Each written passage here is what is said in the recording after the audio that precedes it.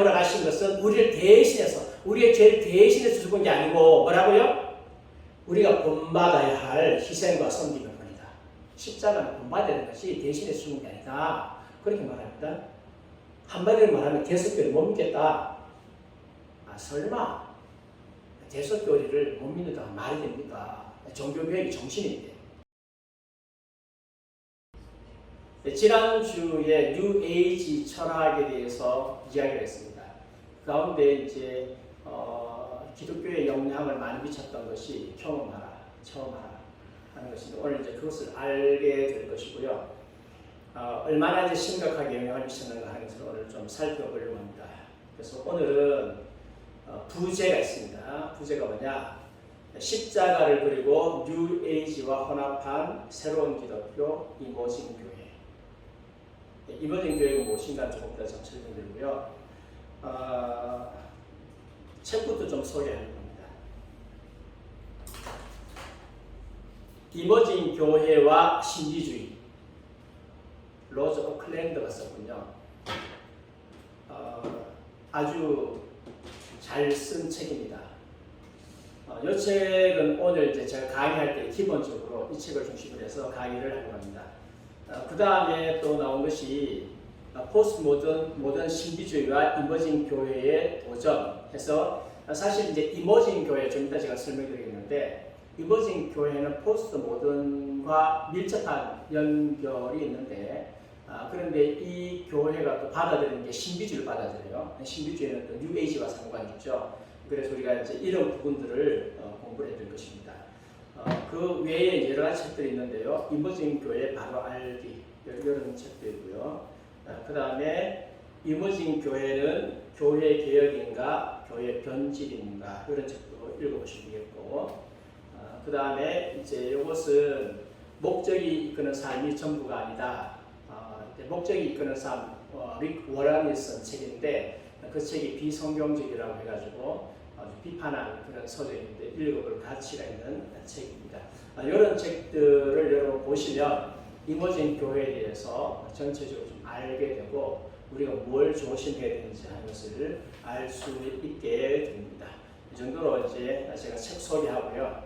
이런 책에 기반해가지고 오늘 강의를 한다라는 것을 기억하시면 좋겠습니다. 토요일 밤 대도시 중심가에 매우 오래되고 색이 바랜 벽돌 건물이 있고 건물 아래는 촛불이 벽마다 걸려 빛을 발하고 있습니다. 그 안에서는 예배가 진행 중입니다. 전에 볼 수 없던 형식입니다. 나란히 나열된 긴 회중 의자는 보이지 않고 대신 어두운 방에 약 20명의 사람들이 전혀 질서 없이 반원으로 쭉 연결된 푹신한 소파에 앉아 있습니다. 한 친구가 높은 걸상에 앉아서 모임을 인도하고 있습니다. 그는 설교하기보다는 질문을 하고 있으며 또한 자신의 질문에 여러 가능한 대답들을 제시하면서 함께 앉은 사람들에게 선택하도록 제안하고 있습니다. 그러면서 대화를 주고받습니다. 모임을 주도하는 목사, 물론 그곳에는 목사라고 이야기하지 않겠죠. 목사는 다른 사람들처럼 커피를 마시고 있습니다. 한동안 대화를 주고받더니 한 젊은이가 앞으로 나와 기타를 치며 노래하기 시작합니다. 동시에 향 냄새가 방에 진동하기 시작합니다. 이것이 바로 이머징 교회의 예배 방식의 일부입니다. 이머징 교회가 얼마나 영향력 있나 하면 미국의 CBS 방송이 2006년에 조사했습니다. 지금부터 거의 한 17, 18년 전에 조사를 했는데 2천만 명 이상이 이머징 교회에 다니고 있다. 그럼 지금은요, 훨씬 더 많은 숫자가 이머징 교회에 다니고 있습니다. 그러면 이머징 교회를 무시할 수 없죠. 반드시 우리가 복음적으로 성경적으로 검토를 해봐야 될 필요가 있습니다. 미국에서 영향력을 받았는데 한국에 전혀 영향이 없을까? 아니죠. 한국도 영향을 많이 받고 있는 거죠, 지금요. 그래서 우리나라도 이머징 교회가 어떻게 교회 안에 들어왔는가라는 것을 좀 잘 살펴봐야 합니다. 그들은 왜 촛불이나 향을 피우고 어두운 분위기를 만들고 설교가 아니라 대화를 하는가? 이는 반란이라기보다는 그리스도가 될 수 있는 새로운 방법에 대한 새로운 해답을 찾는 것입니다. 나는 새로운 개혁이라고 봅니다. 이머징 교회는 성경을 보는 새로운 각도를 제시합니다. 앞으로 미국의 모든 교회에 영향을 미치는 그런 움직임이 될 것입니다. 그래서 이머징 교회는 설교 대신에 대화를 통해서 진리를 찾는 그런 특징을 가지고 있습니다. 물론 우리 교회가 뭐 설교를 안 하고 하는 건 아니지만, 그러나 요즘에는 이제 속으로 하면서 서로 대화해가면서 진리를 찾아가는 이머징 교회와 비슷한 그런 방법들을 하고 있는 것은 사실입니다. 이머징 교회가 무엇인가? 사전적 의미입니다. 새로 생겨난, 최근에 만들어진이라는 뜻입니다. 새롭게 떠오르는 새로운 교회라는 뜻입니다. 포스트 모던 시대에는 새로운 변화가 필요하다. 맥클라렌이 이렇게 말합니다. 현대 시대를 지나면서 이제는 이 시대를 초월하는 넓고 다양한, 심지어 종종 역설적인 이머징 문화가 필요하다. 이 브라이언 맥클라렌, 이분은 그 이머징 교회의 대표적인 지도자 중에 한 사람입니다. 그 사람이 쓴 저 건너편의 교회라고 하는 책이 있는데, 거기서 이렇게 말합니다. 우리는 지도에서 벗어나고 있다. 현대와 포스트 모던 시대의 경계선을 넘어서, 우리의 친숙한 세상을 넘어서, 강과 바다를 넘어서 신비한 영역으로 들어가고 있다. 약간 냄새가 나죠. 이머징 교회가 뭘 추구하는지 이제 알게 됩니다. 그동안 여러분이 열심히 학습한 결과, 이제는 한마디만 하면 무슨 말인지 알아듣는다. 지금까지 알던 세상과는 다른 세상을 향하여 우리는 아무 지도 없이 신나는 기대감을 가지고 앞으로 나아간다. 그랬습니다. 쪽말이 있잖아요. 지금 교회 이야기하고 있는데, 그렇죠? 예수님 재림하시면 새하늘과 새 땅이 오고 영원한 하늘나라에서 변화된 나라에서 계속 살아간다. 우리가 다 알고 있는 거 아닙니까? 물론 이제 전천년주의자들은 뭐 천년왕이 오고, 그 다음에 또 신세신지가 오고, 다 전통적으로 아는데 지금 왜 그리스도인이 이런 이야기를 할까? 왜 딴 이야기를 하고 있을까? 그러면 이 사람은 뭔가 지금 교리가 다르다는 거죠. 다른 교리를 가지고 있다는 거죠. 오늘 이제 그런 부분들을 다 파헤칠 수 없어요. 종말론까지 다 할 수 있는 그런 시간이 없어서. 그러나 뭔가가 지금 딴 생각을 가지고 있다. 이머징 교회 사람들은 뭔가가 지금 다른 생각을 가지고 있는 사람이다 하는 것을 우리가 여기서 눈치를 챌 수 있습니다. 그 다음에 댄 킴볼이라고 하는 사람이 있습니다. 똑같은 사람들입니다. 여기서 거의 대부분 인정하는 사람들은 이머징 교회의 지도자들입니다. 포스트 모던 기독교에서는 다원주의가 기준이 된다. 불교, 신흥종교, 위카, 기독교, 이슬람, 힌두교 또는 절충된 혼합 종교들, 이 모두가 하나의 토양이다 라고 하니까 지금 이머징 교회가 선택한 것은 오직 하나님, 오직 성경, 오직 진리가 아니고 어떻게 하면 모든 종교를 통합할 것입니까? 거기에 그들의 온 신경이 가 있다라고 하는 것을 알 수가 있습니다. 논리와 이성을 기초로 배우던 것들이 이제는 체험과 신비를 기초로 배우는 시대가 되었다. 시대가 바뀌었죠. 그래서 기독교가 논리 중심, 이성 중심이 아니라 이제 체험 중심, 신비주의 중심으로 바뀌어야 된다. 그렇게 말을 하고 있습니다. 그래서 전통을 깨고 이머징으로 대치하라. 문화적 배경이 포스트 모던적이요 다원적이다. 지금 이미 사회가 그렇게 변화되고 있는데 계속 오직 진리, 오직 성경, 오직 하나님, 오직 예수 이렇게만 주장해가지고는 현대에서 교회가 살아남지 못한다. 포스트 모던에 맞도록 교회가 변화되어야 된다. 교회는 문화세계에서 밀려나고 있다는 사실을 인정해야 한다. 목사들은 지역 선교사들이다. 교회 예식들은 고대 형태와 각 지역의 스타일을 섞은 모습이어야 된다. 더 이상 전통교회 예배를 고집하지 말라. 고대에서 가지고 오고 또 그 지역의 문화에 맞는 스타일로 예배가 바뀌어져야 된다. 사명은 글로벌이다. 지역적이고 동시에 세계적이기 때문에 편협적으로 그렇게 하지 말라. 세계를 바라보라. 그렇게 이야기하고 있습니다. 이번 교회 지도자들의 주장입니다. 21세기를 향하여 기독교의 믿음이 다시 재고되고 재개발되어야 된다. 옛날에 종교개혁자들이 말하던 그 믿음은 21세기에 맞지 않기 때문에 믿음이 재정의되어져야 될 것이다 라고 말합니다. 교회가 포스트 모던 시대에 세대들에게 다가가려면 새로운 믿음과 함께 새로운 종류의 교회로 설립되어야 된다 그랬습니다. 그래서 새로운 믿음에 대해서 새롭게 정리하고 그 다음에는 새로운 종류의 교회, 이제는 더 이상 전통 교회는 현대인들에게 먹히지 않기 때문에 새로운 교회를 만들어야 된다라고 이야기합니다. 포스트 모던 문화 속에서 지금의 교회는 신뢰할 만을 하지 못하기 때문에 현행의 기독교와는 많이 다른 새로운 믿음을 가지고 포스트 모던 시대에 다가가야 한다. 지금 운을 띄우고 있죠. 운을 지금 띄우고 있습니다. 많이 다른 지금 현재 전통적인 믿음을 가지고는 택도 없다. 많이 다른 믿음을 가져야 된다. 포스트 모던은 그런 시대다. 우리가 알고 있는 것들은 한물 지나갔으며 오직 성경, 오직 믿음 이런 것은 한물 지나갔고 아무 효력도 없고 이 시대와는 무관하다. 그러나 이머징 교회는 믿을만 하며 새 시대의 인류에게 유기체적인 참된 믿음을 제시할 수 있다. 그래서 이머징 교회로 와라. 여기에 새로운 진리, 새로운 믿음 그것이 있다.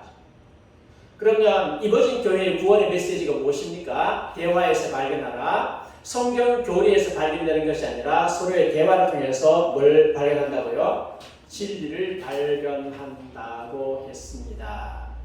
진리에 의해서 발견되는 것이 아니라 뭐에 의해서? 대화를 통해서, 동의에 의해서. 그래, 생각 같아? 그래. 우리는 여기에 동의한다 그러면 거기에서 진리가 되어진다라고 했습니다. 근데 문제는 이 인간들이 타락했죠. 타락한 인간들이 서로 합의한다고 해서 진리가 생겨질까요? 택도 없는 이야기입니다. 그런데 이머징 교회에서는 그렇게 한다라고 했습니다. 대화를 통해 수렴된 하나님에 대한 새로운 개념. 그래서 성경의 하나님을 제거하고 대화를 해보니까 하나님께서 사랑이시라면 지옥에 보낼 수 없죠. 하나님이 사랑이시라면 어떻게 사람을 지옥에 보낼까? 그래서 아무도 지옥에 보내지 않는 사랑의 하나님. 하나님은 누구도 지옥에 보내지 않는다. 그리고 하나님께서는 사랑의 하나님이라면 심판에 대해서 말하지 않고 죄에 대해서도 말하지 않고 형벌에 대해서 말하지 않는다.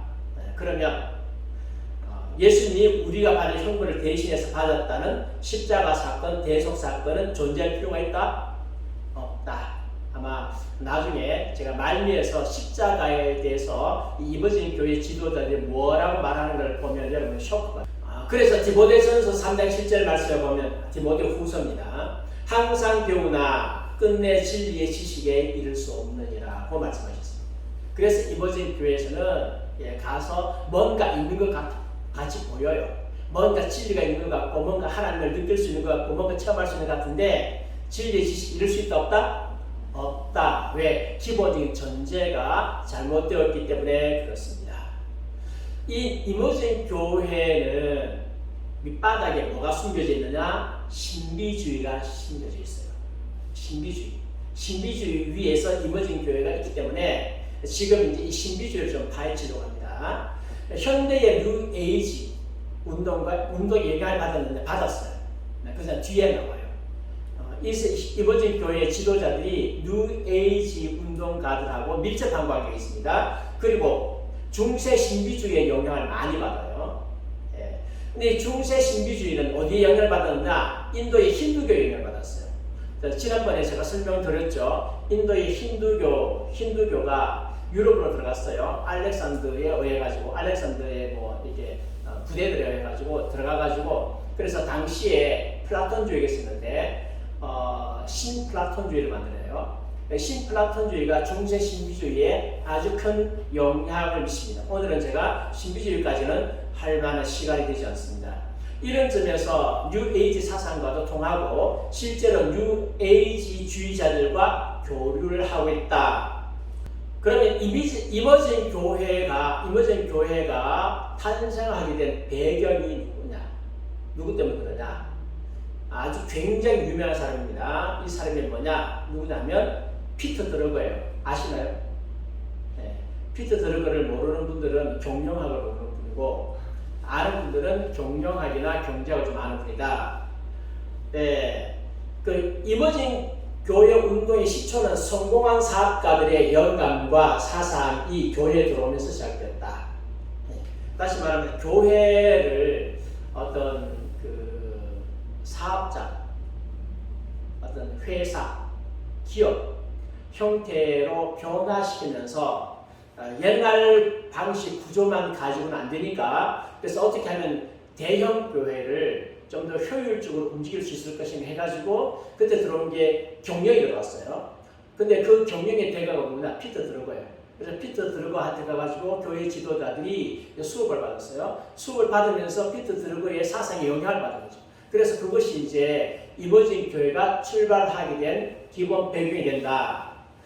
그래서 이제 그 전에 리더십 네트워크라고 하는 것을 교회 지도자들이 만들고 드디어 1990년대에 포스트 모더니즘에 대해서 대화하는 작은 팀을 구성하고, 그 리더로 더그 페이지, 브라이언 맥클라인, 이 사람 많이 이야기할 겁니다. 이 사람들을 이제 영입을 하고 크리스 세이, 토니 존스, 댄 킴벌, 앤드류 존스 등의 리더 그룹들이 형성이 되어집니다. 그리고 이머전트라고 하는 조직으로 바꿉니다. 교회에 필요한 자원을 제공하고 혁신적인 교회 지도자들을 연결시킬 비전, 그래서 교회에 필요한 어떤 자원들, 이렇게 재료들 주고요. 교회를 혁신적으로 바꿀 어떤 비전을 가지고 리더십 네트워크를 만들어서 이 조직을 확장하기 위해서 그때 연결된 사람이 누구냐면 피터 드러거예요. 피터 드러가고 연결이 되어졌습니다. 이 사람이에요. 이 사람 피터 드러거입니다. 굉장히 유명한 경영에 있어서 세계 최1인자고, 여러분이 피터 드러거에 대해서 저서를 쓰면요, 저서가 엄청나게 많아요. 한국말을 번역된 거 무지무지 많고, 이 사람을 모르고는 경영을 말할 수 없어요. 오스트리아 출생입니다. 1909년이고요.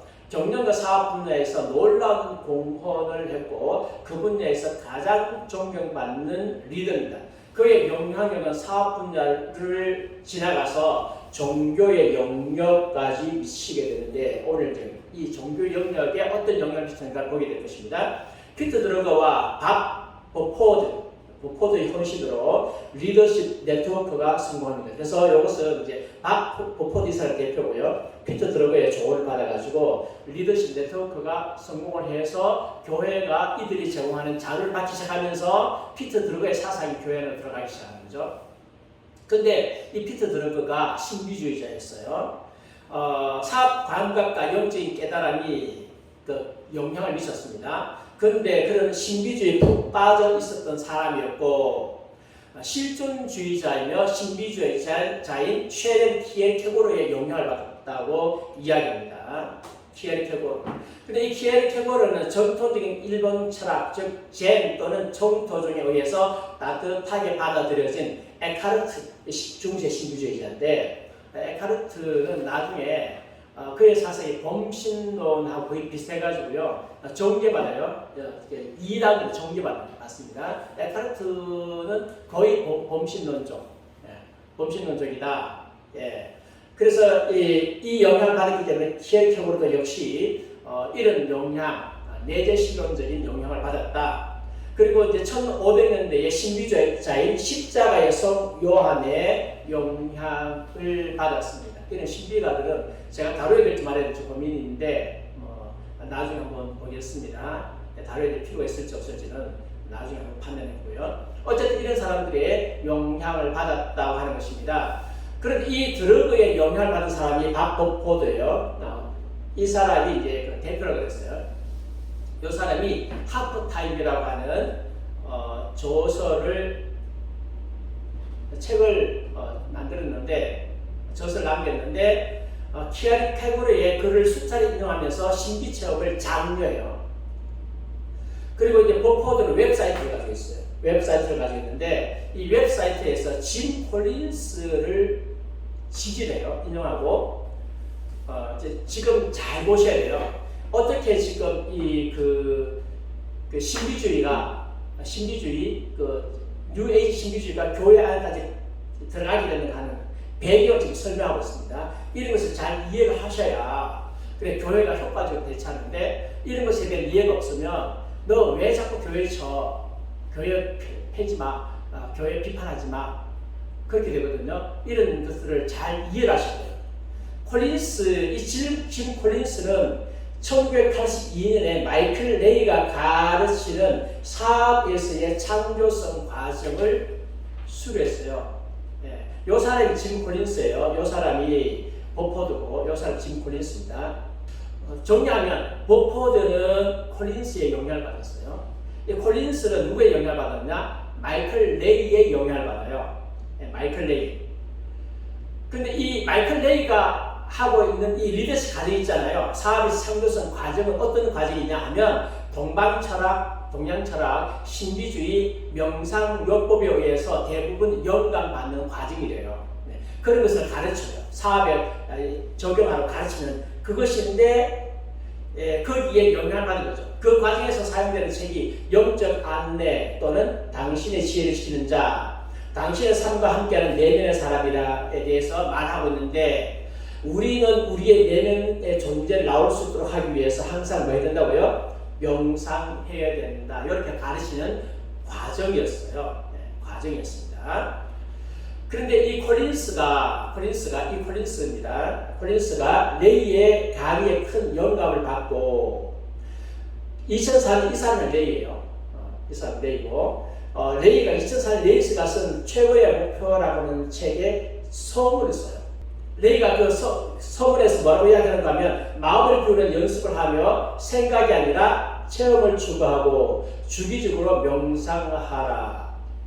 이게 이제 레이의 주장인데 여기에 서문을 쓴다고 하는 것은 누구하고 사상이 같다는 거예요? 콜린스하고 사상이 같다는 거죠. 근데 그 콜린스를 또 누가 인용했어요? 보포드가 인용했으니까 보포드는 콜린스의 사상을 또 인정한다는 거죠. 그게 뭐예요? 리더십 네트워크의 사상 체계가 됐다 그런 뜻입니다. 레이 이 사람은 또 누구의 영향을 받았느냐? 동양 종교의 구루들 람, 다스나, 지두, 크리슈나 무르티, 스와미, 샨타난타, 이런 사람들의 뉴에이저의 영향을 받았어요. 그런 사람들의 말을 인용을 많이 했어. 인용을 많이 했는데 그걸 갖다가 다 좋다 하는 거죠. 다시 이제 피터 드러거를 좀 보겠습니다. 그거 기억하시고 드러거는 티에리 케보르와 마틴 부버의 영향을 받아요. 마틴 부버는 유대교 신비주의 하시디즘을 그대로 이어받은 사람인데 안유 내재신론주의자고 신비주의자예요. 마틴 부버가 하시디즘 운동은 그 기원전 1세기, 2세기경에 일어난 운동이에요. 운동인데 이게 소위 말하는 성령 묵상 운동인데 하시디즘 운동이에요. 신비주의 영향을 받아요. 부버는 마이스터 에카르트라고 하는 신비주의자로부터 영향을 받았습니다. 독일 신비주의 영향을 받고 유대교 카발라와 하시디즘의 영향을 받았어요. 그래서 나중에 그러니까 이제 내재신론, 그 만물 속에 신이 내재한다. 내재신론의 영향을 받아서 피조물 속에 하나님의 불꽃이 존재한다. 이렇게 거의 이제 그 내재신론이죠. 내재신론. 영향을 받아 그렇게 주장을 했습니다.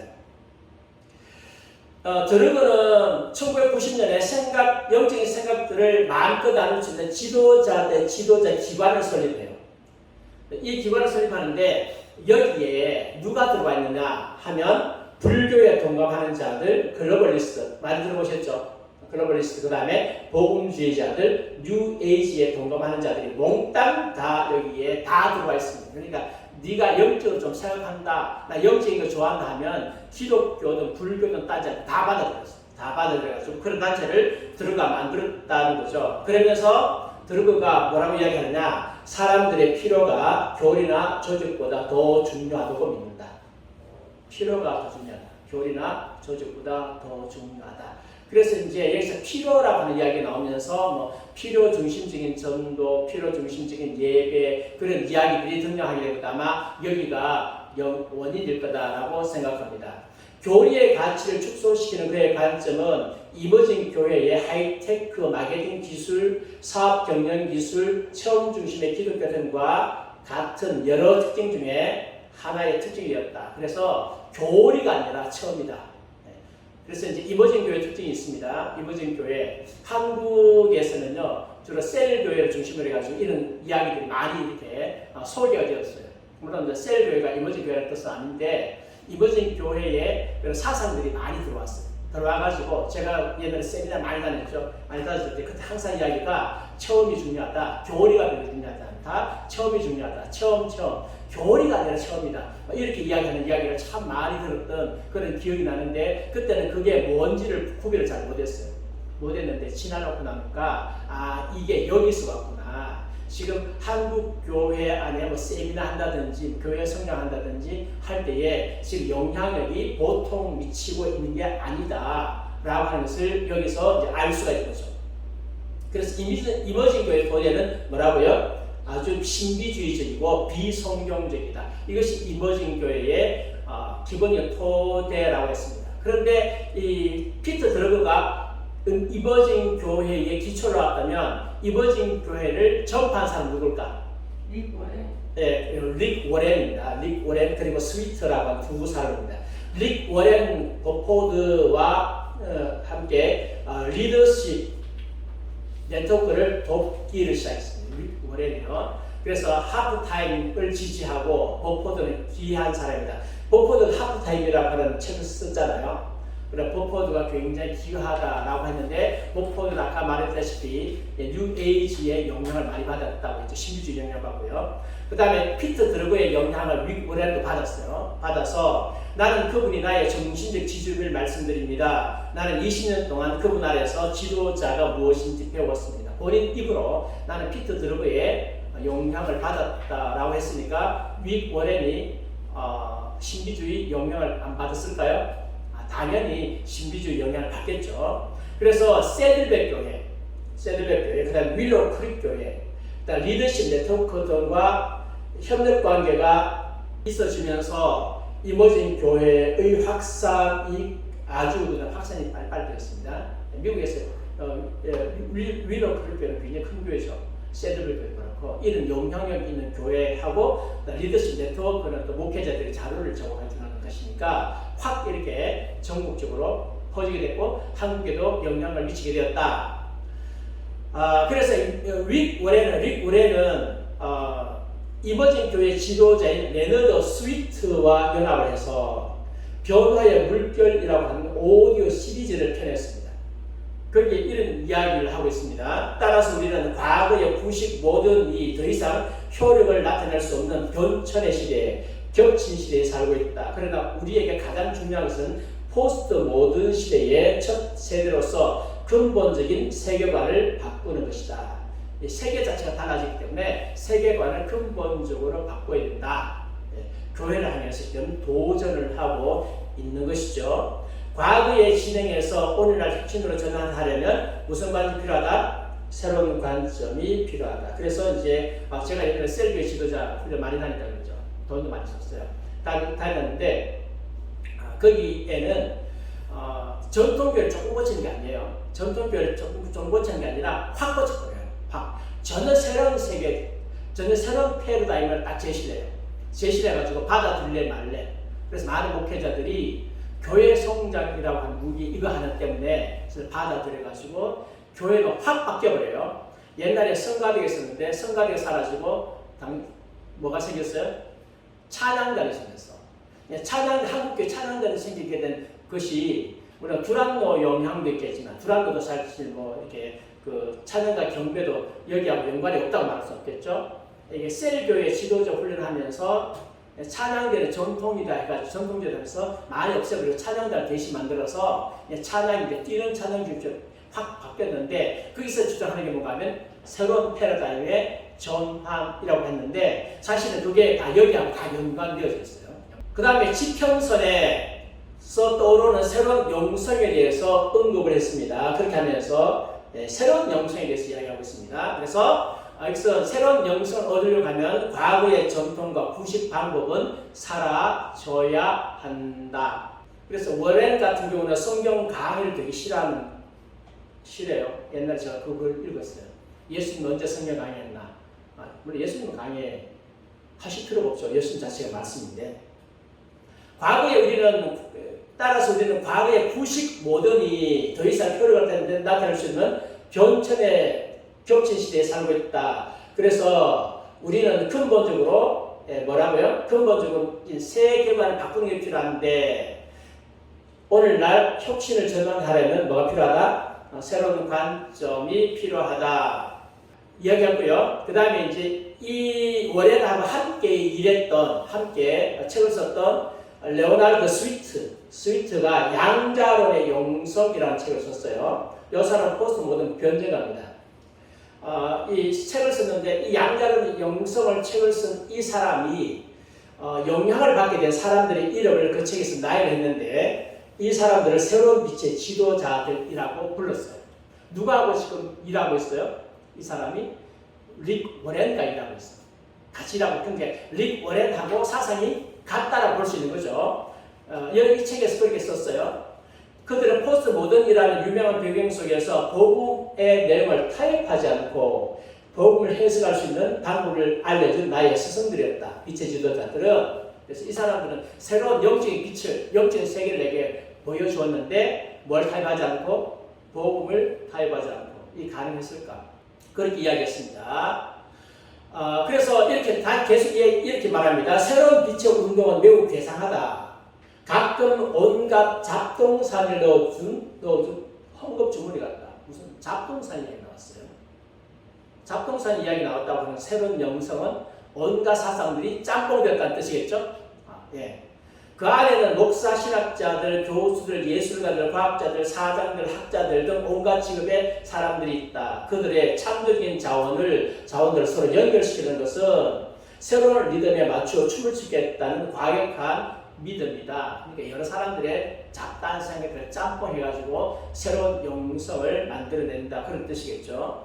예. 그래서 새로운 빛 운동은 온갖 잡동사니 사상을 썼던 것이고 새로운 지도자들의 이름을 나열했어요. 근데 그 지도자의 이름 누구냐? 에미스 포펙, 매튜 폭스, 윌리 한, 모튼 켈시, 켄 윌버. 이 사람들 누구냐? 뉴 에이지 운동가들이에요.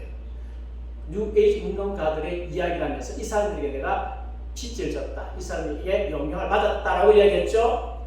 그런데 어떻게 뉴 에이지 영성가들의 복음의 내용을 타협하지 않고 해석할 수 있겠는지. 뉴 에이지 자들이 복음을 타협하지 않고 벌써 우리가 배웠잖아요. 존재론에서 그들의 이론론을 주장하고 있는데 하나님과 사람이 하나다고 하나님과 만물이 하나다고 있는데 어떻게 이게 하나님의 피조물이 엄격하게 구별된 하나님의 창조주신 우리 피조물인데 이게 어떻게 복음을 훼손하지 않고 받아들일 수 있습니까? 받아들일 수 없죠. 받아들일 수 없어요. 그래서 신비주의자들이 정화, 조명, 합의 그러잖아요. 합의 하나는 하나 된 거든. 우리가 어떻게 하나님과 하나 될 수 있어요? 근데 신비주의들 그건 잘된 거예요. 나중에 또 이것도 비판을 해야 되겠지만. 스위트 뉴 에이지, 스위트 이 양반이요. 뉴 에이지 운동가인 매주 폭스에게 감사를 드렸어요. 매주 폭스라고 하는 이 양반은 뉴 에이지 운동가인데 이 양반이에요. 이 양반인데 같은 인물이에요. 우주적 그리스도라고 하는 책을 썼어요. 이 우주적 그리스도는 뭐냐? 역사적 예수 달라. 이렇게 말합니다. 우주적 그리스도가 모든 인간들 속에 내재해 있다. 예수님은 그리스도가 아니라 그리스도 의식을 가지고 있었던 사람 중에 하나다. 이제 드디어 본색이 들어왔습니다. 예수님은 그리스도다? 아니다.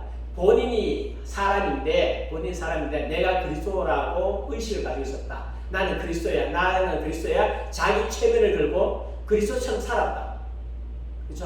그리스도처럼 살았다. 이게 예수님이다. 예수님 원래 사람이다. 근데 본인이 그리스도가 착각하고 그리스도처럼 산 사람이다. 그런데 그것은 그리스도만 아니라 자기가 그리스도로 생각하는 사람이 많이 있다. 예를 들어서 간디, 모세, 마틴 루터 킹, 주니어, 부처 같은 사람도 다 그리스도의 의식을 가졌던 사람이니까 예수나 부처나 마틴 루터 킹이나 모세나 같은 종류다 라고 한 사람이 누구라고요? 매주 폭스예요. 뉴에이지 운동가예요. 근데 이 사람이 영향을 많이 받았어? 스위트가? 영향을 많이 받아 감사했습니다. 예. 근데 양자론적 영성 이 책이 이머징 교회에 출연을 위한 초석을 깔았습니다. 기독교 전통에서 한때 옆으로 밀려난 신비주의는 이제 포스트 모던 문화 가운데서 중심으로 옮겨지고 있다. 오늘날 예배당이 텅텅 비어있는 사실을 막으려고 하는 것처럼 현재 많은 사람들이 뭘 느끼고 있다? 공허를 느끼고 있다. 우리는 그리스도의 에너지와 불이 넘치는 체험을 그들에게 주지 못하고 있으며 에너지와 불의 체험을 주는 그리스도마저도 주지 못하고 있다. 현대교회는 사람들에게 그리스도를 체험하지 못하게 하고 있다. 불도 못 주고 있다. 에너지 못 주고 있다. 아마 사람들에게 신비주의적 4세기의 기초만 가르쳐도 신비 체험에 황홀 하면 아니더라도 신비의 실체를 붙들지 모른다. 신비주의 기초만 가르치다. 그러면 신비를 경험해가지고 뿅 갈 거다. 신비주의는 마음과 몸의 체험을 통해 갖게 되는 형이사학이다. 신비주의는 체험으로 시작해서 신학으로 마친다. 그래서 먼저 체험해라. 그 다음에 신학이다. 이렇게 이야기를 했는데 이 사람이 지금 어디하고 연결되어 있느냐 하면 뉴에이저하고 연결되어져 있다.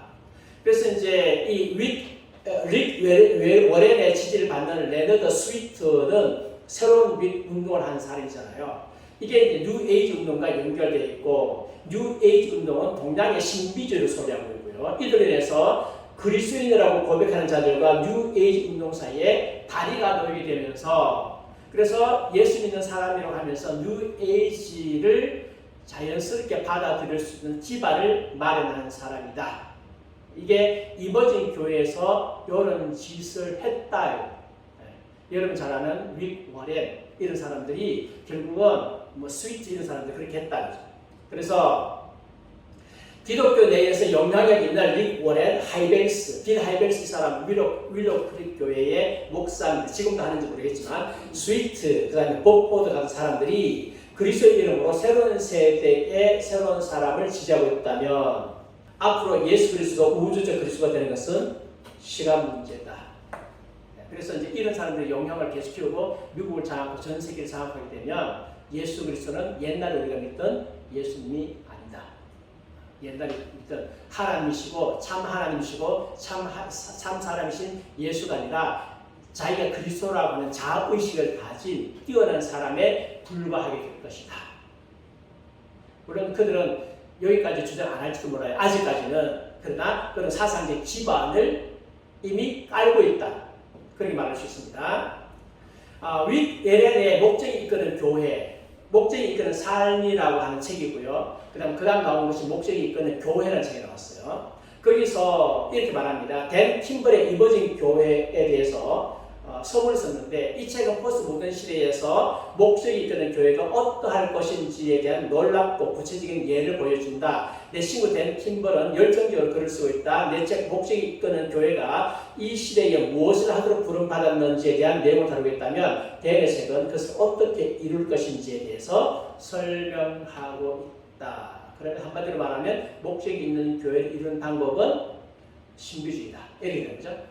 신비주의적인 방법으로 가야만 목적이 이끄는 교회를 만들 수 있다. 이렇게 지금 정리가 되어지고 있습니다. 이머징 교회를 교회가 전파되는데 공헌하는 사람들 단체를 제가 좀 정리했습니다. 리더십 네트워크 제가 말씀드렸고요. 그 다음에 루퍼드 모독 제가 이야기했는데 이 사람 돈을 굉장히 많이 된 사람입니다. 그리고 조세 바스 유스 스페셜티 윌로 크릭 교회 아시죠? 피터 드러그 알죠?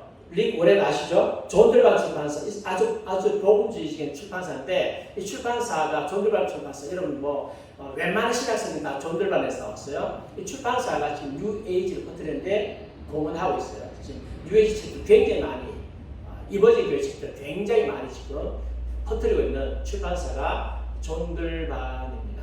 왜 그렇게 하는지는 제가 잘 모르겠지만 되게 이제 출판사 다니다 보면 숭고한 사상만 주장하기는 재정적으로 어렵거든요. 돈 되는 책들을 판매하다 보면 그렇게 될 수도 있지 않을까 그렇게 생각합니다. 릴리의 기금의 열정에 뒷바라지와 노력이 없었다면 오늘날 이머징 교회는 없었을 것이다. 참된 기독교가 이머징 교회와 싸워서 이기지 못한다면 우리는 예수 그리스도를 나의 구세주로 믿고 구원받는 가장 중요한 진리를 잃어버리게 될 것이다. 굉장히 중요하죠. 이머징 교회는 기독교가 아니에요. 굉장히 심각합니다. 그래서 싸워서 이겨야 될 것이다. 싸워서 이겨야 되는데 워낙 그 강력한 재정적 뒷받침 가지고요, 강력한 조직, 그 다음에 아주 큰 교회 가지고 무자비하게 밀어붙이기 때문에 사상적으로 무장되어 있지 않으면 넘어가게 돼 있어요. 그래서 다루지 않을 수가 없어요. 감사하게도 지금 이머징 교회에 대해서 경고하고 있는 책들이 많이 나와서 제가 2번 했는데 지금 학자들도 많이 경고하고 있어요. 앞으로 제가 지금 책을 좀 더 구입해가지고 좀 더 이제 소개해 드릴 수 있습니다. 그러니까 지금 이제 교회가 가장 많이 영향을 받고 있는 게 지금 뉴에이지, 그 다음에 포스트 모더니즘이에요. 근데 우리는 그동안에 5년 동안 공산주의자들 때문에 지금 교회가 공산주의 유업 때문에 막 그냥 공산주의 망당 막 정신이 없었잖아요. 정신이 없어서 막 동성애 맞고, 사실 동성애교가 답한 게 있어요. 뭐 좌파하고 헌법개헌 맞고 막 하도 정신이 없었는데 그 사이에 뭐가 들어와 있다? 이머징 교회 요소들이 교회 안에 꽈리를 딱 잡고 있습니다. 전을 딱 펴놨어요. 전을 딱 폈는데 나중에 알고 보니까 우리가 드린 예배가 과거에 우리가 드린 예배가, 그럼 대한민국은 얼마나 퍼져 있을까? 공개적으로 우리 교회는 이머징 교회입니다. 추가하는 교회는 드물다. 근데 이머징 교회가 추가하는 요소들이 이미 교회 안에 들어와 있다. 들어와 있어요? 영성훈련, 관상기도, 처음 예배, 이런 것들을 통해서 이미 들어와 있어요. 근데 이것이 옳은지 안 옳은지도 모르고 무조건 해. 새로운 운동이다, 좋은 거다, 해. 그러니까 유익을 받느냐? 유익을 받아요. 안 받는 게 아니라 해보니까 좋아. 지금 많은 교회들 하고 있어요. 아방미에. 근데 문제는 이것의 배경이 뭔가를 알아야 되는데 몰라. 저는 교회를 되게 사랑해요. 많이 사랑해요. 어떻게 하면 교회가 순수하게 하나님의 교회를 잘할 것인가, 그것에 대한 관심이 너무 많아서 하는 거예요. 그래서 이머징 교회를 몰라가지고 도입했던 분들도 이제 포기 좀 하고, 도입하지 않는 교회들은 부러워할 필요 없고 비성경적이에요. 제가 아예 그냥 유튜브에다가 밑에 써놨지만 나는 개혁주의자다. 종교개혁의 정신을 받은 개혁주의자다. 종교개혁이 가장 성경적으로 믿고 있어요. 근데 한국교회가 종교개혁의 정신에서 너무 많이 멀어져 있어요. 뭐가 출현해가지고요? 이머징 교회가 출현해서. 그럼 이머징 교회가 전혀 없었는데 있었어요. 그전에도 신비주의가 있었어요. 신비주의를 통해서 이미 뉴에이지에 다 들어와 있어요. 다 들어와 있는데 지금은 그 미국에 있는 대형 교회들이요, 이머징 교회를 추구하면서 그들이 신비주의를 요소를 가지고 들어왔거든요. 돌아오니까 이제 이게 무차별적으로 지금 들어오고 있는 찰나다 하는 것을 기억하셔야 돼요. 공개적인 이머징 교회 출범이 멀지 않았다. 그래서 한국에서 이머징 교회가 자리하지 못하도록 막고, 또 이머징 교회 요소들이 퇴출되도록 성경적인 사상을 더 무장해야 된다. 이것 때문에 제가 하고 있는 것입니다. 정말 하나님의 거룩한 교회가 바르게 서도록 하기 위해서 하고 있는 것이다. 자, 그럼 이머징 교회의 특징이 뭐냐? 체험입니다. 체험. 이머징 교회의 특징은 체험이 진리를 앞선다. 이머징 교회 과연 귀신의 가르침인가 아니면 영적 부흥인가? 지금 전 세계적으로 지금 급속도로 확산되고 있는 게 이머징 교회. 근데 이머징 교회의 지도자들은 지금 영적인 부흥이 전 세계에 오고 있습니다. 이렇게 말합니다. 전 세계 영적인 부흥이 오고 있습니다. 과연 영적인 부흥이냐? 귀신의 가르침이냐? 디모데후서 4장 1절. 그러나 성령이 밝히 말씀하시기를 후일에 사람들이 믿음에서 떠나 미혹하는 영과 귀신의 가르침을 따르려 하셨으니. 디모데후서가 아니고 디모데전서. 이것을 가지고 성경적으로 말하면 안 됩니다. 미혹의 영과 귀신의 가르침이다. 레너드 스위트가 말했습니다. 영적인 쓰나미가 보스턴 무단을 강타했다. 사람들은 하나님을 알기를 원한다는 것이다. 그들은 하나님에 대해 종교에 대해 아는 것을 원하는 것이 아니라 하나님을 알기를 원한다. 사람들은 내적으로 초월자를 체험하기를 원한다. 그래서 우리가 초월자를 어떻게 한다고요? 체험시켜줘야 된다. 교회 오면 체험시켜줘야 된다. 포스트 모든 사람들은 새로운 생산품보다 더 원하는 것이 있다. 그들은 새로운 체험을 원한다. 신을 새롭게 체험하기를 원하고 있다. 믿음은 무엇을 하거나 되는 문제가 아니라 되어지는 체험이다. 체험하는 것은 믿음의 가장 근본적인 활동이다. 그래서 이제는 여기서는 믿음은 체험이다라고 이야기를 하고 있습니다. 네. 궁극적 원천에 있어서 목적이 있다고 가정할 필요가 없다. 누가 이야기했습니까? 지난번에 제가 말했죠. 예. 눈에 보이는 우주를 형성한 어떤 빅뱅을 누가 혹은 무엇이 일으키는지 의아할 필요가 없다. 뭐만 있을 뿐이다. 알려고 하지 마라. 뭐 하라? 경험하라. 그러니까 진리가 뭔지 알려고 하지 마. 경험만 하면 돼. 하나님이 누군지 알 필요 없어. 그분이 삼위일체 하나님이 아니라도 괜찮아. 뭐 한다고요? 내 속에 내면의 하나님만 느껴지면 돼. 그 삼위일체 하나님은 아니라도 상관없어. 하나님만 느끼면 하나님 처음이 된 거야. 이래 되죠? 네. 사실 이제 더 많은 이야기 좀 해요. 오늘은 이제 시간 때문에 더 많은 이야기 못 하겠는데, 이번에 교회는 무엇보다 무엇을 선택했다고요? 교리보다 체험을 선택했습니다. 국제복음협회 회장인 리스 앤더슨입니다. 이 사람이 1992년에 이렇게 말했습니다. 과거의 패러다임은 당신이 다른 교를 알고 있으면 하나님을 체험하게 될 것이라는 것이다. 새로운 패러다임은 당신이 하나님을 체험하면 바른 교를 알게 될 거라는 것이다. 진리가 종교적 체험보다 앞선다고 믿는 자들에게는 새로운 패러다임에 대해서 매우 불편할 것이다. 하나님을 바르게 알면 체험한다. 전통적이잖아요. 근데 체험하면 하나님을 알게 된다. 체험하면 하나님을 알게 된다. 이것이 이제 새로운 패러다임이다. 교회가 제공하는 체험을 잃은 자에게 나아가는 최선의 방법이다. 킴벨. 교회가 제공한 체험이 그 다음 구도자 중심의 예배가 미국 시대에서는 그리스도께로 인도하는 데 성공했지만 지금은 그 시대가 지났다. 이제 우리는 현 세대를 그리스도께로 인도하기 위해서 새로운 혁신적인 방법을 찾을 필요가 있다. 포스트 모던 시대의 사람들은 자신들의 감각을 자극시켜줄 뭘 원하고 있다? 체험을 원하고 있다. 이번진 교회는 이런 종류의 체험을 어떻게 한다고요? 제공한다. 근데 전통 교회는 체험을 제공하지 못하는데 우리는 체험을 해준다. 사람들이 그 체험을 해준다는데 요즘 교인들은 체험하는 대로 가거든요. 그래서 과거에는 기도로 체험 많이 했잖아. 많이 하니까 기도에 은혜가 좀 있으면 거기에 철학에도 사람들이 차고 넘친 거예요. 왜? 사람들은 뭘 좋아하기 때문에? 체험을 좋아하기 때문에. 전통적인 체험은 어떻게 했습니까? 빡시게 금식하고 빡시게 기도하고 해가지고 하나님 만나잖아. 근데 새로운 교회는 그렇게 안 한다 이거죠. 그렇게 막 애써가지고 몇 시간씩 기도하고 금식하고 막 몇 시간씩 해가지고 그렇게 어렵게 할 필요 없다. 체험할 수 있는 뭘 주면? 도구를 주면 자동적으로 체험된다. 그래서 체험을 위한 혁신적인 생각을 받아들이라. 과감하게 다감각적 예배와 가르침을 도입하라. 다감각적 예배, 가르침. 고대 영성 예배를 위한 거룩한 분위기의 공간을 만들어라. 그 다음에 고대 영성을 끌어당겨라. 그 다음에 영적인 것을 기대로 만들어라. 실험적으로 다감각적 예배 모임을 만들어라. 다감각적 고대 영성 예배. 젠 킴블이 이렇게 말했습니다. 우리는 족식이 없는 예배와 가르침으로 돌아가야 한다. 모이면 의심할 여지 없이 우리는 성령의 임재 가운데 있다.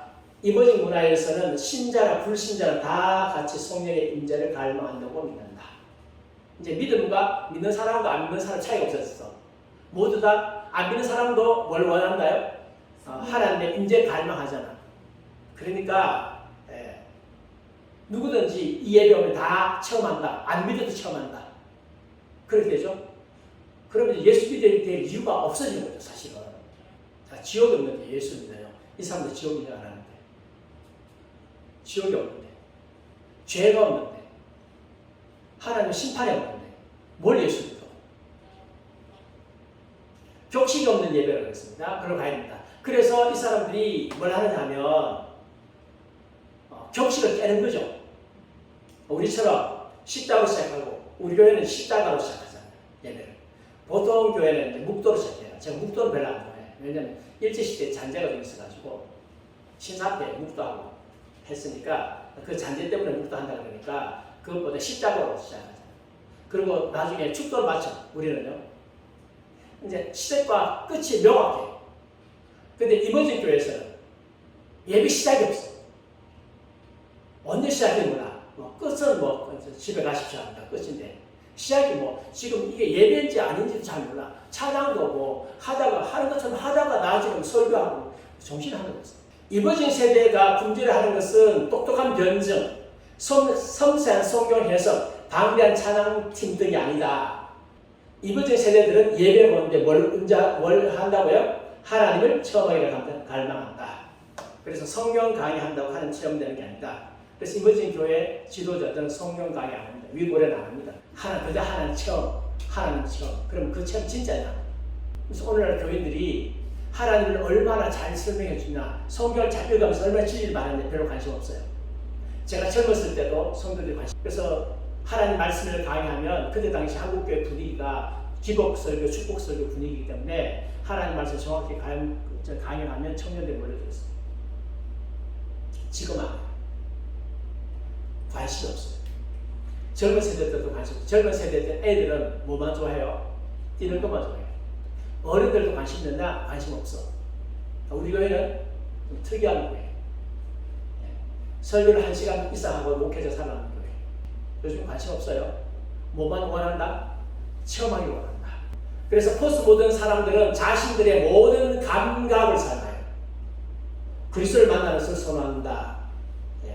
그래서 이런 이유 때문에 명상적인 예배, 그리고 전통적인 전례 예배가 그들에게 보소력이 있다. 명상적인 예배, 전통적인 전례 예배, 우리 교회는 전통 예배들인데 그 예배를 말하는 게 아니에요. 전례 예배의 요소로는 뭐가 사용된다? 향, 촛불, 십자가 사인 걷는 것. 천주교에서 하죠. 십자가 사인 걷는 것. 이제 누가 부여한다? 개신교인들이 촛불 갖다 놓고 향 피우고 빵과 포도주의 맛향기 느끼고 성화, 아이콘, 그래서 마리아상 같은 거, 예수상 같은 거 갖다 놓고 그 앞에서 봐가면서 눈으로 즐겨가면서 그렇게 하는 거예요. 제가 어느 기도원 갔더니만 마리아상 갖다 놓고 그 다음에 예수상 갖다 놓고 해놨더라고요. 중세 신비주의자가 했던 것들을 그대로 재현하는 거죠. 기름 부음 받는 거. 그런 것을 통해서 만다고요? 처음 한다. 그래서 포스트 모던 시대 사람들은 그들이 느낄 수 있고 맛볼 수 있고 만질 수 있고 들을 수 있고 냄새를 맡을 수 있는 하나님을 원한다. 그들은 자신들의 감각으로 하나님께 푹 빠지고 싶은 것이다. 빠지고 싶죠. 푹 빠지고 싶다. 하나님을 경험하자. 그래서 고대 영성 예배로 가라. 고대 영성 예배인데 전통교 예배 아닙니다. 종교개혁자 제시한 예배가 아닙니다. 예수님과 제자들의 결혼까지 가는 그거 아니에요. 왜냐하면 예수님이 그런 예배 안 드렸거든. 촛불 펴놓고 예수님께서 예배 드리셨나요? 제자들이 촛불 펴놓고 향 피워놓고 그렇게 예배 드렸나요? 주님께서 하신 것은 떡과 포도주밖에 없었어요. 그렇게 안 하셨단 말이에요. 그러니까 거기까지 올라가면 재미가 없어. 성경까지 올라가면 재미가 없어. 그래서 어디까지 가느냐? 초기 수도성, 신비주의자들, 중세 가톨릭 교회까지만 올라가요. 왜? 거기는 풍부하죠. 각종 볼 수 있는 요소들, 다 감각적인 요소들 풍부하니까 거기서 가지고 오는 거예요. 지금 현대의 영성주의자들이 그 요소를 어디서 가져오는가 하면 중세식 신비주의자들에게서 로마 가톨릭적인 것을 가지고 오는 거예요. 그러니까 나중에 되면 개신교 안에 무슨 요소들이 자리 잡고 있어요?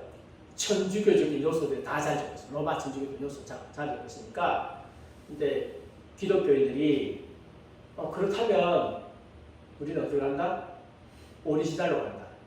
여기서 어설프게 하는 것보다 수천 년 내려왔던 오리지널로 해가지고 지금 외국 같은 데서는요 개신교인들이 대거 어디로 옮기느냐? 가톨릭 가는 거예요. 개신교가 지금 영적 죽었다 그래가지고 죽었다 그래서 좀 살려보기 위해서 하나님 체험하기 위해서 하다가 어디 뭘 가져왔느냐? 중세 천주교가 쓰던 것을 가지고 온 거예요. 가져와서 그것을 가지고 하니까 분위기가 좋아졌어. 왜 분위기가 좋아졌느냐? 뭔가 느끼는 게 있잖아요. 근데 기존적인 것은 들으면 말씀에서 나고, 믿음은 들음에서 나고, 들으면 말씀에서 난다. 그래서 우리가 말씀을 되게 강조했잖아요. 근데 이제 현대교회 그 목사님들이 말씀에 능력이 약해지는 거예요. 말씀에 능력이 약해지니까 교인들이 말씀을 듣는데 따분한 거죠. 말씀도 은혜가 안 되는 거야. 은혜가 안 되니까 이제는 다른 요소를 찾는데, 목사님도 자기가 아무리 설교해봤자 교인들 은혜 못 받거든. 그러니까 위기를 느끼잖아. 위기 느끼니까 어디서 가져오느냐 하면 천주교에서 다 가져왔어. 가져가지고 이제 교회 분위기 다 만들었어요. 다 만들어가지고 뭐 이렇게 촛불도 갖다 놓고, 그 다음에 어둡게도 만들어 놓고, 뭐 향도 피워 놓고, 십자가도 갖다 놓고, 성상도 갖다 놓고, 이런 전 요소가 하니까 이게 조금 기교를 쓸 거니까 이게 분위기가 너무 좋아지는 거지.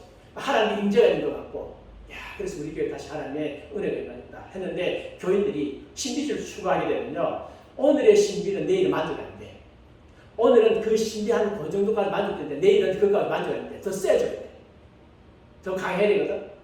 근데 이건 한계가 있잖아. 근데 아무리 강해도 개신교 목사님들이 언제 해봤나요? 중세 지도자들이 인도 신두교 영향을 받은 신플라톤주의 영향을 받았기 때문에 현대 뉴에이지 영향을 받은 그들은 영성에 있어서 뭘 느낀다? 동기를 갖는다. 뉴에이지, 현대 뉴에이저들이, 운동가들이 이야기하는 것하고 중세 신비주의들 이야기하는 것 비슷해. 아, 그러니까 이제 신비주의 연구하는 사람들이 뉴에이저를 받아들이기 시작하는 거죠. 그래서 서로 연관된다라고 제가 말씀드리는 거예요. 그러면서 그들이 말합니다. 뭘 사용하라? 체험하려고 하면 이미지를 사용하라. 근데 성경은 믿음은 들음에서 나고, 들음은 그리스도의 말씀으로 말미암느니라. 믿음은 들었으면 했어요. 하나님 말씀 듣는 데서 나거든요. 그러니까 교회가 진짜 성도들의 영혼을 살리려고 하면 목사님들이 기도하고 묵상하고 기도하고 묵상하고, 또 신학도 열심히 하고 구속사도 열심히 공부하고 하나님 나라도 열심히 공부하고 언약도 열심히 공부하고, 얼마나 중요한 요소인지 아십니까?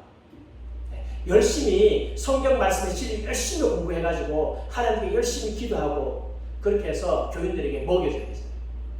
근데 교인들이 영적 풍성하면 이런 거 안 본다고요. 안 한다고.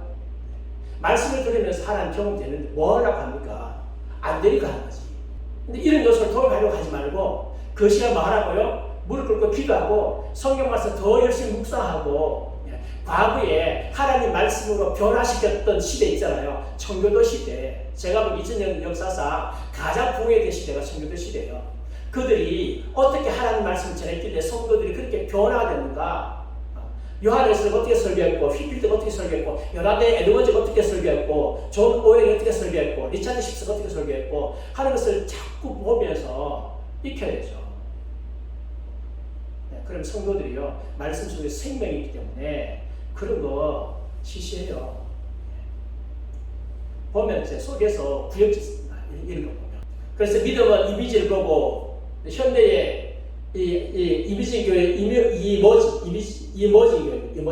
이머징 교회 지도자들은 이미지 보고 아이콘 만지고 향 냄새 맡고 기도부 낭독 주고받고 영창을 들으면서 생긴다고 믿는다. 그러면 말씀 따라온다. 뭐 그렇지 않습니다.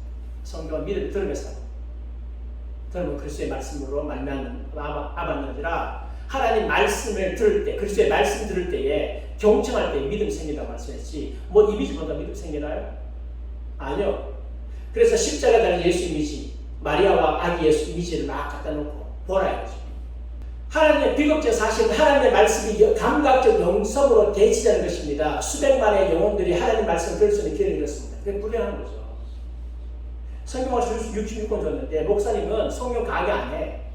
성경이 어떻게 생긴지 몰라. 근데 처음만 강조하고 과학을 열심히 쳐. 그러니까 이 영혼들이 무엇에 대한 갈급증? 하나님 말씀에 대한 갈급증 생기잖아요. 말씀에 대한 갈급증 생기는데 말씀을 제대로 안 해줘. 설교 시간에 말씀 제대로 강의 안 해. 제대로 받으러 갔더니 너무 또 기초적이라. 맨날 예수님 어떤 분이십니까? 어떻게 구원 얻을 수 있습니까? 맨날 기초적인 이야기만 하셔.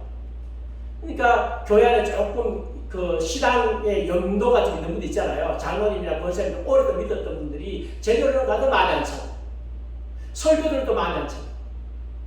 근데 어느 단체에 성경 강의를 잘 한다는 분이 있어. 너무 성경을 기가 막히게 잘한다. 신부가 이렇게 잘 배워지는데 없다. 가보자. 하니까 신부를 막 너무 잘 배워지니까 뿅 갔어. 수많은 교회 중직자들이 신체 넘어가고요. 네. 그들이 뭐 십자가 신비가 없어가지고 형사가 없어서 넘어갔습니까? 아닙니다. 그들은 근본적으로 말씀을 듣고 싶은 거야. 말씀을 듣고 싶은데 말씀을 제대로 안 해주셔. 중세시대의 그 타락한 종교, 천주교를 극복한 것이 종교개혁 운동인데 종교개혁 운동이 말씀 운동이었어요. 딴 거 아니라고. 말씀이 살아나니까 교회가 확 살아났어요. 마찬가지입니다. 느낌이 좋으니 진리를 알고 있다고 착각하는 겁니다. 느낌이 아닙니다. 진리하는 느낌? 너무 그렇지 않습니다. 하나님 말씀을 듣지 않고는 뭐가 생겨야 된다? 믿음이 안 생깁니다. 누구든지 주의 이름을 부른 자는 구원을 받으리라. 그들이 믿지 않는 자는 어떻게 부르리요? 듣지 못한 일을 어떻게 믿으리요? 전파하는 자가 없이 어찌 들으리요? 보내심을 받지 않았으면 어찌 전파하리요? 기록되면 아름답다가 좋은 소식을 전하는 자들의 발이여 한것 같으니라. 그러나 그들은 다 복음을 순종하지 아니하였도다. 이사야가 이르되 주여 우리가 전하는 것을 누가 믿었나이까? 그러므로 믿음은 뭐라고요? 들음에서 나고 들음은 그리스도의 말씀으로 말미암느니라. 그래서 교회가 부흥하려고 하면요 말씀이 살았어요. 많은 사람들이 기도라고 이야기해요. 당연하죠. 기도죠. 기도인데 기도만 하면 뭐합니까? 말씀 살았어요. 우리 교회 성도들 기도 많이 하죠. 거의 매일 나오잖아요. 우리는 매일 모여서 제대로 기도하잖아요. 보통 새벽 기도에 다니시는 분들이 새벽 기도 하루에 30분 기도하시는지 아십니까? 안 하셔. 가가지고 설교 듣고 나면 10분 내로 가요. 기도 5분도 잘 안 하죠. 새벽 기도 나오면 새벽 기도 했다. 근데 우리는 모여서 1시간을 기도하잖아요. 근데 중요한 것은 말씀이 살아있어야 돼요. 하나님 말씀이 살아있으면 이런 거 필요 없어요. 말씀이 살아있으면 필요 없고 말씀이 그 교회를 완전히 바꾸어. 한국교회 필요한 것은 이머징이 아니에요. 이게 신비주의 요소가 아니라 한국교회 필요한 것은 하나님 말씀이에요. 그 다음에 성경 대신 뭘 읽어라? 신비주의자의 책을 묵상하라. 성경은 과거 영적 신비주의자들의 가르침으로 뭐가 되어야 된다? 보강되어야 된다 생각하는 거예요. 로버트 웨브 이 사람 유명한 사람인데 영성을 위해서 왜 이렇게 되는 거예요? 영성을 위해서 가장 중요한 자원은 성경이다. 그러나 성경을 사랑한다고 하면서 감히 신비주의자들과 행동주의자들을 피해서는 안 된다. 교회의 위대한 묵상직들을 접하는 것은 매우 중요하다. 점점 많은 사람들이 신비주의자들의 위대한 작품으로 빨려 들어가고 있다. 리차드 포스터는 우리에게 성 아우구스티누스의 참회록을 재발견하며 클레르보 성 버나드의 경선의 단계를 재발견하라고 부탁한다. 그래서 웨버의 도서 목록에는 아켄피스, 에카르트, 테레사, 십자의 성녀와 토마스 아퀴나스, 토마스 머튼 이 양반은 나중에 또 소개해줄 것 같은데 그리고 가톨릭 신비주의자들의 책을 소개하는 거예요. 아니 이런 책 말고 저도 신비주의 책 많이 봤어요. 많이 봤는데 볼 때는 조금 그래. 근데 보고 나면 왜 남는 게 없어. 왜 남는 게 없나? 성경이 아니라서. 성경에 자기 말이고 자기가 깨달은 것이 해가지고 볼 때는 조금 그런데 보고 나면 지금 기억나는 게 별로 없어요. 존 버년도 있고 리차드 십스도 있고 그 다음에 칼빈도 있고 요나단 에드워드도 있고 이런 사람 있어요. 없잖아요. 근데 신비주의자의 책에 물든 사람들은 그런 어떤 개신교 성도들 경건하신 분들의 책을 잘 못 받아요. 이 책들 다 나쁘다는 뜻은 아니에요. 제가 하는 얘기 이거예요. 영성수도에 가면 성경 말씀을 낭독하는 것들을 들지 않고 신비주의들의 말을 틀어놓는다. 억슬의 참여력이 나쁘다 그런 게 아니고 다 우리가 영적으로 이렇게 도움을 받을 수 있는데 이게 순서가 바뀌었어. 그래서 제가 어느 영성수도원에 갔거든요. 갔는데 성경을 틀어놨잖아요. 너무 성경을 시시하게 해요. 그리고 신비주의자들의 글을 갖다가 낭독을 해가지고 이렇게 녹음해가지고 그걸 틀어놔. 그럼 그걸 들으면서 거기에는 이제 침묵하는 것입니다. 침묵하는 것입니다. 말하면 안 되거든요. 3일 내가 가서 기도한다 하면 말 한마디도 하면 안 돼. 말 자체를 굉장히 싫어요. 그래서 이제 계속 듣는 거죠. 성경 말씀이냐? 성경 말씀 안 들어요. 신비주의들 말만 들어요. 그러니까 순서가 같은 거죠. 이머징 교회의 예배의 필수 요소입니다. 영적 체험을 공급하는 자극적인 이미지들, 예배실을 어둡게 하고 촛불과 향과 형상을 가져다 줍니다. 그렇게 해서 경건한 분위기를 뭔가 엄숙한 분위기를 만든다 이거죠. 마슬 펠로십, 마크 트리스콜 예배 모든 것들은 뭔가를 설교하고 있다. 구조, 여러 불빛, 노래들, 기도들, 친교, 향냄새 등 이 모든 것들은 설교하고 있다. 하나님을 점하려면 오감이 전부 연결되어 있습니다. 다 이거다. 오감 다 있고 하나님을 점하려 이런 것을 통해서 그래서 초기의 교회로 돌아간다? No. 고대 초기의 예배 형태로 되돌리는 것이 지금 가장 새로운 첨단되고 있다는 사실은 매우 아이러니하다. 우리 교회가 단지 존재하는 동안 언제나 함께 있었던 고대 영성 예배 형태로 돌아가는 것 뿐이다. 진짜 고대 영성 예배로 돌아갈까요? 네. 성경에는 제자들과 초대교회가 예배의 원시 형태로 돌아갔다는 증거가 없습니다. 더 영적인 것을 느끼기 위해서 어두운 분위기가 필요했습니까? 여러분, 제자들이 어두운 분위기 속에서 예배를 했어요. 영적인 분위기 속에서. 하긴 어두울 때는 어두웠어요. 왜냐하면 도망가야 되니까. 불 끄고 있었어. 불 끄고 예배 드릴 수 있었겠죠. 불편하면 잡힐 수 있으니까. 근데 그게 분위기를 위해서? 아니요. 분위기 때문에 그런 거 아니에요. 달라. 이번진 교회가 다감각 예식을 통해서 사람들의 관심을 간교하게 얻으려고 하는 것은 하나님에 대한 모독이고 초대 교인들의 용기에 대한 모독이다. 이런 인위적 요소를 도입해가지고요. 하나님을 경험하게 한다. 자기 생각이지. 자기 느낌이지. 그게 하나님입니까? 그 다음에 자주 사용되는 게 미궁이에요. 미궁이 뭐냐? 관상기도에 사용되는 미로 형식 구조입니다. 보셨어요? 여기? 이렇게 이제 요 미로를 따라서 이렇게 싹 가도록 길을 한 방이밖에 없어요.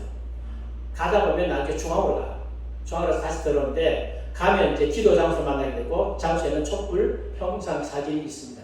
우리나라에 없는 줄 알았더니만 우리나라에 있더라고요. 벌써 많이 퍼졌어. 이건 이방사에서 시작되었습니다. 기도하는 사람들이 관상할 수 있도록 돕기가 시작합니다. 미국을 통해서 중앙으로 들어가는 동안 사람들의 마음을 집중하도록 하여 하나님 임재를 체험하도록 하겠다는 것입니다. 그래서 미국을 사용해가지고요. 관상할 때 그냥 가는 게 아니고 이렇게 쭉 해가지고 하도록 이방의 요소를 도입해가지고 하는 것도 있다. 많이 하고 있더라. 많이. 수도마다 거의 다 만들어놨더라고요. 그리고 요즘에 최근에 도입한 게 드럼이에요. 드럼. 네. 드럼인데 리지다 스티스 이 양반이 이제 도입을 했는데 드럼은 말 그대로다. 드럼을 들고 원형으로 사람들이 모인다. 이는 정말로 매우 고대적인 교회이다. 당신의 정신을 기를 것이다. 네. 그러면서 요가 훈련을 받으면서 드럼을 접했다고 해요. 이 사람이. 그래서 당장 드럼을 도입했다고 해요. 교회에. 그래서 최면 상태로 우리 두뇌에 맞추는 동안 드럼 소리는 몸의 지능에 직접 말을 건넨다. 드럼은 직접 가슴을 파고드는 거죠. 드럼 소리가. 점점 보편화되고 있고 요즘에 이제 드럼을 통해 가지고 하나님을 경험하려고 하는 시도가 훨씬 더 많아지고 있는데 이거는 사람이 환각에 빠지잖아요. 드럼 계속 들으면 그래서 이게 뭐 귀신 접하는다고 사실 귀신 접하는 거죠. 네. 드럼을 지지하는 사람들은 마음을 진동시키는 방법이다. 손바닥으로 콩과 드럼에 표피를 때리면 교단과 문화의 경계성을 초월할 수 있는 어떤 길이 생긴다. 드럼을 열심히 해라. 근데 이제 조한 말란이라는 분이 있습니다. 남아프리카 림포포 대학 교수인데 이분이 이제 아프리카에 있는 분이니까 드럼에 대해서 경고했습니다. 드럼은 기능이 방비하다. 자신과의 조화를 촉진해주고 다른 사람과 자연과의 조화를 돕는다.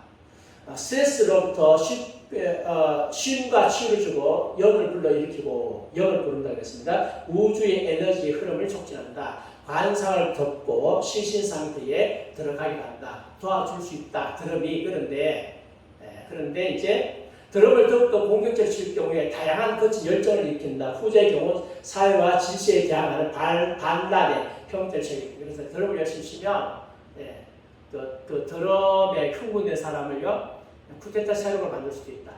반사회적이고 데모하는 세력으로 만들 수 있다. 드럼을 열심히 치면. 충분히 가능하다고 했습니다. 그러면서 이제 성경적 기독교에 참으로 헌신되지 않는 사람들만이 이방 문화의 악한 방법으로 모면을 할 것이다. 그러나 만약 그렇게 할 경우에 강력한 미혹의 역사가 그들에게 임할 것이고 그럴 경우에 복음의 빛을 보지 못할 것이다. 드럼이 취하면 복음을 못 만난다. 왜? 악령이 너무 강하게 역사하기 때문이다. 라고 이야기했습니다. 아프리카의 드럼에 대해서 전공하셨으니까 그래서 교회마다 드럼이 다 보편되어 있는데 굉장히 조심을 해야 될 필요가 있습니다. 그래서 드럼 치는 거를 치지 말라고 해서 안 치겠어요. 제가 하는 얘기는 좀 살살 쳐라. 네, 좀 리듬에 좀 맞추어서 이렇게 살살 쳐야지. 왜 드럼만 치면 정신하고 이렇게 모든 악기를 다 죽여버리고 뭐 바이올린이고 뭐 다 죽여버리고 드럼이 하니까 그래서 사람이 타악기도 필요하죠. 타악기도 필요한데 타악기가 가장 이상적으로 쓰이는 데가 클래식이에요. 클래식은 타악기를 통해서 마지막에 스트레스 발산하죠. 쫙 가가지고. 그다음 관상의 영성인데요. 관상은 요것만 하고 영적 훈련은 동양이든 서양이든 상관없이 신과의 연합 상태가 존재한다고 하는 것을 믿고 신과의 연합 그 상태에 들어가려는 여정을 위해서 우리가 뭔가 할 수 있다는 전제에 기초한다. 구신 기도는 마음속의 방해물을 제거하는 훈련으로 거룩한 단어를 골라서 계속 되풀이하며 보통 사람이 그 내적인 평등을 이루려고 하면 20분에서 30분 정도의 시간이 필요하다. 그래서 옛날에 제가 이 영성훈련을 하시는 목사님 강의를 듣는데 이분은 새벽에 기도하면 한 30분 정도를 계속해서 한 단어만 반복하는 거예요. 네, 근데 예수 기도를 해가지고 들숨 낙숨이에요. 숨을 들이실 때에 주 예수여 나를 멸치면서 불쌍히 여소서 반복해서 30분. 그러면 마음의 내적인 평화가 이루어지고 그다음 기도한다. 그때는 그런가 했는데 그때도 사실은 제가 들으면서 이게 좀 심각한 문제가 있다. 그때부터 제가 영성훈련이 뭔지 몰랐는데 영성훈련을 받으러 제가 3박 4일 갔거든요. 3박 4일 가서 강의를 들으면서 문제가 있다 해가지고 그때부터 제가 비판하기 시작했어요. 이제 관상입니다. 관상인데 이 관상은 지금 오늘 다룰 시간이 없어요. 다룰 시간이 없어서 다음에 다시 관상을 다시 다루도록 하고요. 이제는 지금부터가 중요합니다. 지금부터가 이머징 교회의 가장 큰 특징이 뭐냐? 뭘 버렸다? 십자가를 버렸다. 목사님 너무 심각하게 너무 좀 말도 안 되는 소리 하지 마십시오. 그들이 비록 영성훈련을 받아들였지만 십자가를 버리게 있겠습니까? 그런지 안 그런지는 읽어보시면 압니다. 기독교의 핵심 중의 핵심이 뭡니까? 십자가입니다. 우리의 죄를 대속하신 갈보리 예수 그리스도. 십자가의 핵심은 대속입니다. 누가 말하는 대속입니다. 핵심이죠. 네. 십자가는 성경에 보면 십자가는 예수 그리스도의 죽음, 십자가 죽음에 대해서 세 가지 단어가 써요. 첫 번째 단어는 for, 우리를 위해서 죽으셨다. 두 번째는 with, 우리가 예수와 함께 죽었다. 세 번째는 in, 우리는 예수 그리스도 안에 있다. 근데 예수님께서 우리를 위해서 죽으셨다고 하는 것을 믿어야 우리도 함께 죽는 거예요. 그리고 우리가 예수 그리스도 안에 들어가는 거야. 근데 대속을 잃어버리면 아무것도 아니다. 예수님의 우리 복음 메시지의 핵심이 뭐냐? 예수님의 보혈입니다. 죄의 사망이에요. 모든 사람들이 다 영적으로 죽었어. 영적으로 죽은 사람을 어떻게 살리느냐? 예수님 오셔서 살렸죠. 우리 죄를 대신해서 십자가에 죽으셨어요. 대신해서. 그래서 가장 핵심적인 복음이 뭐냐? 예수님이 나의 죄를 대신해서 십자가에 죽으셨고 나는 그 예수 그리스도 복음을 받아들여 믿고 죄 용서를 받고 하나님의 자녀가 되는 것입니다. 아멘. 정통 기독교예요. 아멘. 그래서 내가 그리스도께서 나를 위해서 죽으셨음을 믿으면 나는 그리스도와 함께 죽게 돼 있어요. 내가 억지로 죽는 게 아니에요. 내가 그리스도와 함께 십자가에 못 박혔나니 누가 죽이셨느냐? 주님께서 죽이신 거예요. 그래서 믿음의 핵심은 뭐냐? 우리는 그리스도 안에서 그의 은혜의 풍성함 따라서 그의 피로 말미암아 속량 죄사 받았다. 예수의 피로 말미암아 죄사 받았다. 하나님이 죄를 알지 못하신 이로 우리를 대신하여 죄를 삼으신 것은 우리로 하여금 그 안에서 하나님의 의가 되려 하십니다. 주님은 우리를 대신해서 죽으셨어요. 대신. 그런데 이머징 교회 지도자들은요, 십자가 사랑하냐? 예, 사랑한대요. 네. 십자가에 돌아가신 것은 우리를 대신해서, 우리의 죄를 대신해서 죽은 게 아니고, 뭐라고요? 우리가 본받아야 할 희생과 섬김을 버리다. 십자가는 본받아야 되는 것이 대신해서 죽은 게 아니다. 그렇게 말합니다. 한마디로 말하면 개석교를 못 믿겠다. 설마. 대속교리를 못 믿는다고 말이 됩니까? 종교개혁이 정신인데. 오직 의인은 믿음으로 말미암아 구원받으리라. 대속인데 이것 빠진 기독교 핵심이 다 빠진 건데 이걸 못 믿겠다고? 근데 제가 이제 증명해 드릴게요. 베카 호튼 이번에 그 지도자예요. 십자가는 하나님이 인류의 죄를 위해 하나님의 아들을 흉악하게 죽게 한 사건이 아니다. 사랑의 하나님은 결국 그럴 수 없다. 그 난폭한 행위가 기독교를 도살의 종교입니다. 어떻게 자기 아들 죽이냐? 그건 기독교가 도살의 종교지. 아주 개별 논리를 썼습니다. 뉴욕시 리브사이드 교회 목사 자유신학자 해리 에머슨 포지디 하나님이 우리 대신 하나님의 아들을 십자가에 죽게 하기 위해서 그분을 보내셨다는 사상이 폭력적이고 피비린내나는 종교적 기반을 마련했다고 생각합니다. 이 좌빨들의 논리가 뭔가 하면 무자비하게 공격하는 거예요. 내가 지르고 믿었던 것들을 무자비하게 막 말도 안 되고 뭐 나쁘고 폭력적이고 막 그렇게 하면 내가 이거 주장 못 하잖아요. 그러니까 십자가 대속 사건을 무자비하고 폭력적이고 막 피비린다고 이렇게 막 공격하는 거야. 그러면 예수님 믿는 사람들이, 대속을 믿는 사람들이 내가 이렇게 하다가는 완전히 바보 멍청이 되네. 그렇게 되면서 이제 잘 주장하지 못하도록 아주 나쁜 놈들이에요. 한마디로 말하면 가장 고귀한 하나님의 진리를 가장 묵살을 만들어놨어. 근데 이번 교시도 다 그래. 책을 읽어보면 가장 브라이언 맥클라렌 이 사람 이번 교회 대표잖아요. 하나님에 대한 거짓 선지라는 책에서 가장 큰 문제 중에 하나는 지옥에 대한 전통적 이해입니다. 지옥의 존재를 지지하는 십자가에 관심은 없습니다. 십자가는 하나님에 대한 거짓 선지지요. 그의 정신 찰나입니다. 아니 지옥의 존재를 지지하는 십자가에 관심 없다고요? 예수님이 지옥에서 얼마나 말씀하는 것입니다. 뻔히 있는 것도 없다고요. 뻔히 있는 것도. 좌빨들 특징 중에 하나가 뻔히 있는 것도 없다고 그래요. 십자가 하나님에 대한 거짓 선지자라고요. 십자가 이야기는 정신 차난증이라고요. 이런 식으로 공격한다는 이 사람들 크리스찬 맞아요? 근데 이런 사람들이 지금 전체 교회에 영향을 미쳐가지고 교회 성장을 위해 뭔가 얻어보겠다고 영적 성장을 위해서 뭔가 얻어보겠다 그 밑에서 무릎을 꿇고 가서 배워가지고 비싼 돈을 배워가지고 교회 안에서 향 펴놓고 십자가 이야기인데 향 펴놓고 십자가 이야기는 십자가 있어 없는 게 아니라 다 붙여놨어. 그게 예수님의 대속이 있어요? 없어요. 단지 십자가는 본받은 모범이다. 성경의 핵심 중에 핵심 사상을 진리를 다 없애놓고 십자가 이야기하고 있어요. 앨런 존스 재발상 이 사람 대표라고 그랬죠.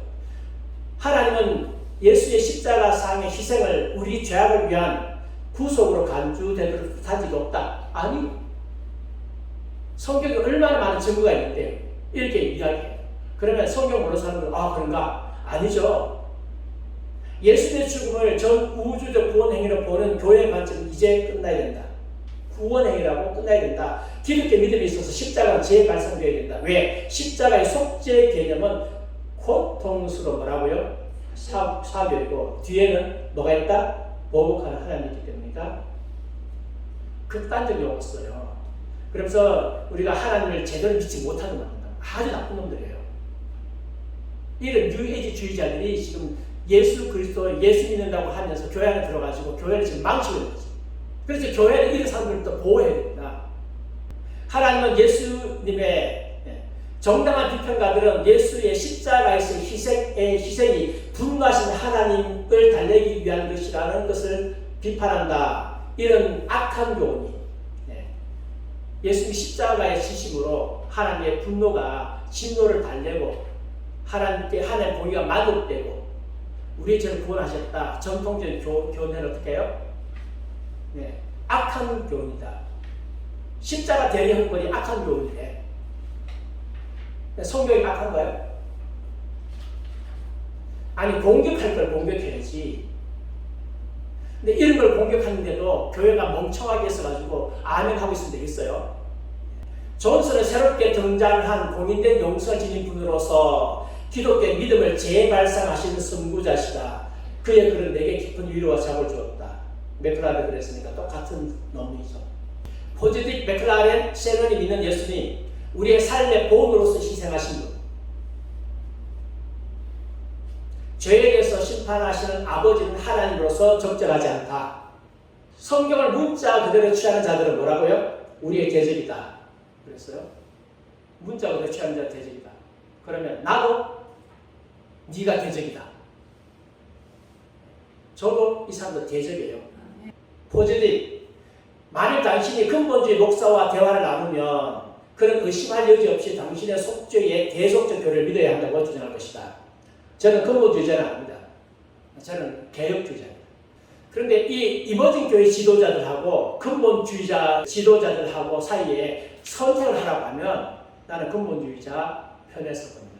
즉 예수 그리스도가 우리의 죄악 때문에 우리가 받아야 될 형벌을 대신 받으셨다는 것이다. 이게 뭐가 잘못입니까? 너무나 은혜가 없고. 그러나 당신의 문명국에서 무고한 자가 다른 사람의 죄를 위해 의도적으로 벌을 받는 것을 상상할 수 있겠는가? 이 미개한 신앙만이 우리 주님의 죽음을 이렇게 설명하고 있다. 그리스도의 희생과 삶의 죽음은 너무도 고결하기 때문에 결코 오해돼서는 안 된다. 대속의 은혜. 이걸 미개하고요. 여러분, 지금까지 기독교 역사상에 영적인 놀라운 역사를 일으키고 삶의 변화를 일으키고 역사를 바꾼 사람들이 다 어디에서 무너진지 아십니까? 내가 예수님을 내가 따라간다? 예수님을 따라가, 예수님 모금 때문에 내가 따라간다? 거기서 변화된 게 아니에요. 다 예수님의 대속에 무너졌어, 대속에. 존 번연도 그렇고, 칼빈도 그렇고, 루터도 그렇고, 요나델 에드워드도 그렇고, 그 다음 여러분 잘 아시는 존 뉴턴도 그렇고, 전부 다 대속에 다 무너졌어요. 저도 어디서 무너진지 아십니까? 내가 예수를 따라간다. 못 따라가. 본받을 모범이다. 본받지 못해. 본받아도 해도 잘 안 돼. 본받아도 하면 할수록 자괴감만 느껴요. 자존감만 느껴. 왜? 안 되기 때문에. 어디 무너졌습니까? 대속에 무너졌어요. 대속에 무너지니까 본받고 싶은 마음이 생겼어. 히브리서 피 흘릴 일이 없은 적 사함이 없다고 말씀하셨어요. 예수님은 제물로 오셨어요. 그리하면 그가 세상을 창조할 때부터 자주 고난을 받았어야 할 것이로되 이제 자기를 단번에 뭐로 드렸다고요? 제물로 드려서 우리 죄를 없이 하려고 세상부터 나타내셨습니다. 자기를 제물로 드렸었어요. 본받을 모험이 아니에요. 성경에 있긴 있어, 본받으라고. 없는 게 아니에요. 근데 제물을 받아들이는 게 먼저라. 제물을 받아들이는 사람만이 본받을 수 있는 거예요.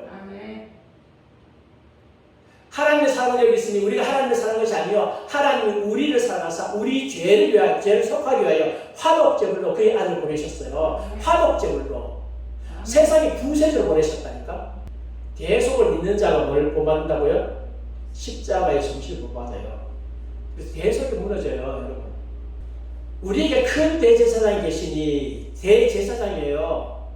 넘어가서 그러므로 긍휼하신 것 같고 때를 따라 돕는 은혜를 얻기 위하여 은혜의 보좌 앞에 뭐 한다고요? 담대히 나갈 것입니다.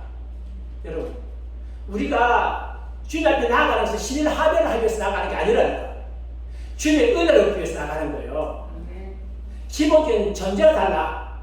하나님의 은혜, 대속의 은혜를 얻어서 죄 용서를 받고 하나님의 자녀가 되고 그리스도를 그 다음에 그리스도와 함께 죽고 부활하고. 누가 영적으로 깊은 사람이냐? 그리스도의 은혜를 깨닫는 사람이 은혜.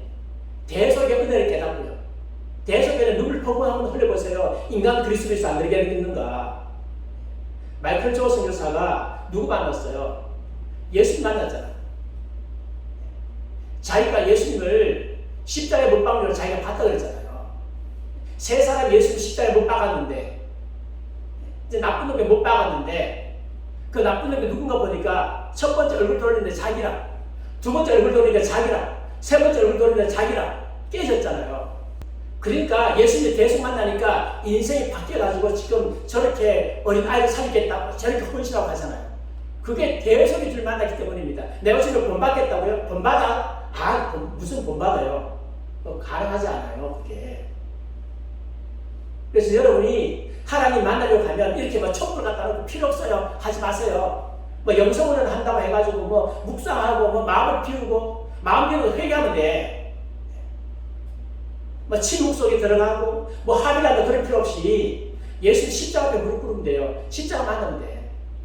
나중에 좀 자세하게 할 거예요. 오늘 좀 다 하려고 했는데 시간이 많아서. 그런즉 이것들을 사하셨으면 좀 보세요. 다시 죄를 위하여 제사 드릴 것이 아니라 예수님이 용서하셨어요. 그러므로 형제들아 우리가 예수의 피를 입어보 어디 들어간다고요? 성소에 들어갈 담력을 얻어요. 여러분 하나님 만나는 것은 예수의 피 때문에 가는 거라. 대속의 피예요. 대속의 피를 힘입어서 하나님의 성소 안에 들어가요. 그 길은 우리를 위하여 휘장 가운데 열어놓으신 새로운 살 길이요. 그의 휘장으로 된 육체니라. 또 하나님의 집을 다스리는 큰 제사장에 계시네. 우리가 마음의 뿌림을 받아 악한 양심으로 벗어나고 십자가 앞에서 우리의 죄를 고백하고 용서받고요. 우리의 몸은 맑은 물로 씻었으니 참 마음과 뭐라요? 깨끗한 마음으로 용서받고 그 다음에 믿음을 가지고 하나님 나가는 거예요. 믿음을 가지고 내가 하나님께서 나를 만나주시고 나를 은혜 주시고 신비주의자들처럼 하나님 만나려고 하지 마세요. 우리 지금 잘하고 있는 것입니다. 우리 왜 사고 있는 건 그대로 하면 돼요. 열심히 말씀 묵상하시고 말씀 열심히 들으시고 열심히 부르짖어 기도하시고 때는 묵상 기도하시고 참 마음과 언제나 믿음으로 하나님께 나아가요. 그리스도의 대속을 만나면 하나님 만나는 겁니다. 무슨 신일 합의한다고 그러지 말고 그리스도 예수 그리스도의 대속을 진심으로 믿으면 새 인간으로 바뀌어요. 인본주의적인 영성을 프로그램 그걸 가지고 변화되려고 하지 말고 대속의 복음만 따라 복음이 핵심입니다. 그래서 인본적인 교회가 이름서 통해서 미혹하고 있는데 교회가 십자가만 강하면 십자가 은혜를 강하면 이런 필요 없어요. 약하니까 자꾸 도입하려고 하는 거지. 십자가에 나아가시를 주님의 이름으로 축복합니다.